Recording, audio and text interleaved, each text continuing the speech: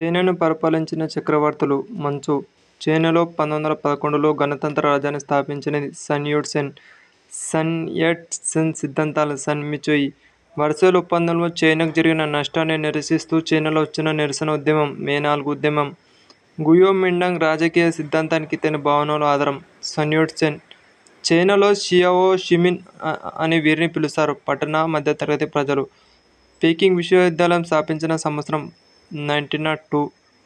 China communist party స్థాపించిన సంవత్సరం 1921. Mao Zedong విప్లవ కార్యక్రమంను ఈ వర్గం ఆధారంగా రూపొందించారు. రైతాంగం. చైనాలో లాంగ్ మార్చ్ నిర్వహించినది మావో జెడాంగ్. గుయో మిండాంగ్ చైనా ప్రభుత్వాన్ని ఇచ్చటి నుండి నడిపినది తైవాన్. భూ సంస్కరణ విజయవంతంగా అమలుపరిచిన దేశం చైనా.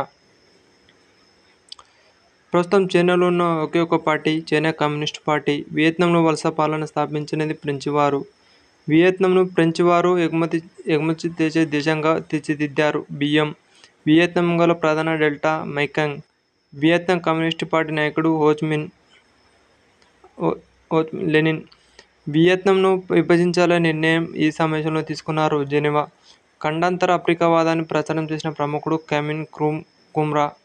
1923లో నైజీరియా జాతీయ ప్రజాస్వామిక పార్టీ యుఎన్డిపి స్థాపించినవారు హెర్బర్ట్ మొకాలే. 1950 నైజర్ డెల్టాలో కనుగొన్న పెట్రోలియం చేజిక్కించుకున్నది షెల్.